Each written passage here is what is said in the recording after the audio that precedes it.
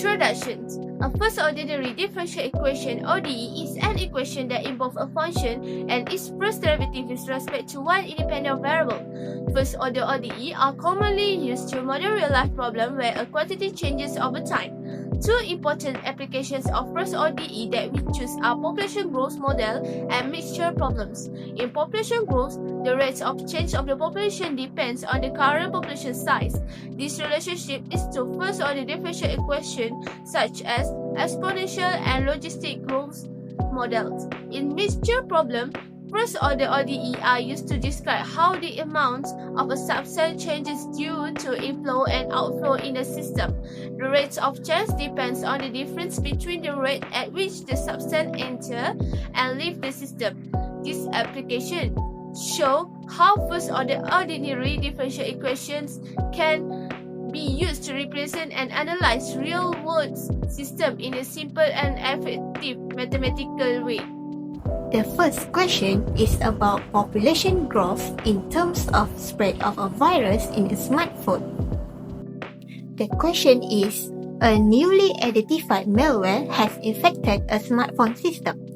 The infection spreads automatically with each infected file producing copies of the malicious code that leads to an increase in the total number of infected files over time. At time t equal to 0, there are 30 infected files. After 4 hours, the total number of infected files has increased to 45. Question 1a. Find pt, the number of infected files at time t. First, we are given a situation where the rate of increase of infected files is proportional to the number of infected files at time t. This allows us to form a differential equation which we will solve using the method of separation of variables. To begin, we separate the variables so that all terms involving the number of infected files are on one side, and all terms involving time are on the other side. Next, we integrate both sides of the equation. After integrating, we obtain a general solution that includes a constant which is pt equals ce with the power of kt. Using the initial condition provided, we then calculate the constant c and k. Once these constants are determined, we can write the final equation that models the number of infected files over time, which is the final answer is pt equals 30 e with the power of 0.1014t. Now, let's move on to the question 1b.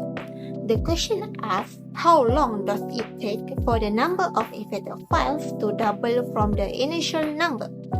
To answer this, we substitute twice the initial number of the infected files into the question we derived earlier.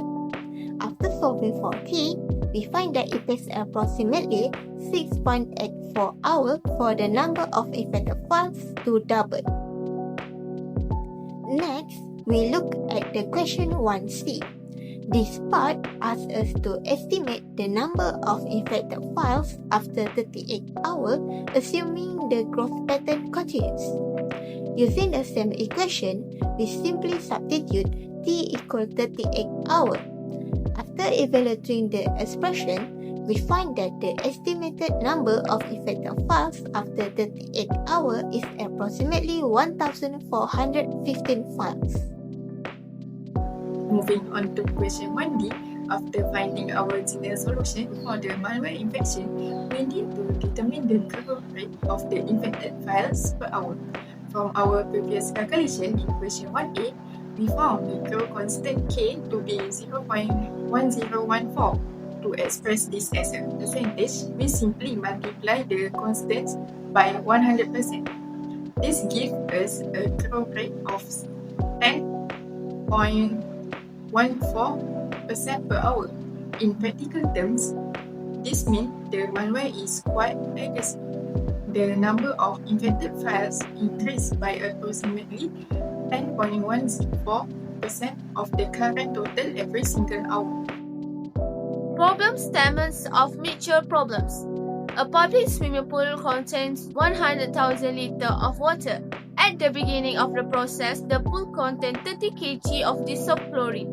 A chlorine solution is added at a rate of 5 liters per hour with a concentration of 0.05 kg per liter, and water leaves at the same rate, keeping the volume constant.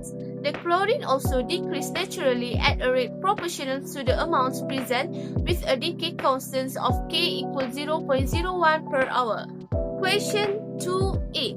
Find the function AT that represents the amount of chlorine in the pool at time t. Solutions for question 2a. Step 1. We find the rate of chlorine entering the pool, which is constant. It is calculated as 5 times 0.05, which equals 0.25 kg per hour. Next, we find the rate of chlorine leaving the pool, which depends on the concentration in the pool. The rate of chlorine leaving is 5 times 80 divided by 100,000, which gives 0.000058 AT.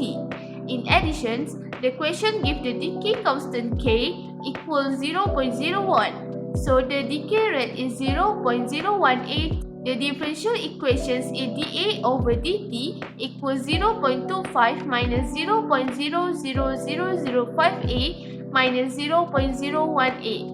After simplify, we get dA over dt equals 0.25 minus 0.01005a. From this equation, we write it as linear form as dA over dt plus 0.01005a equals 0.25. From this linear form, we use linear differential equation method to solve the problem. Step 2. We find the integrating factor, which is the exponential with power 0.01005t. Step 3. We multiply the equations by integrating factor. Step 4. We integrate both sides.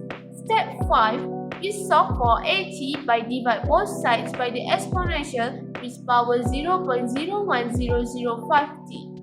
Lastly, step 6. We apply the initial conditions A0 equal to 30 and obtain C equal 5.125. The final answer is AT equal 24.875 plus 5.125 exponential to the power of minus 0.01005t.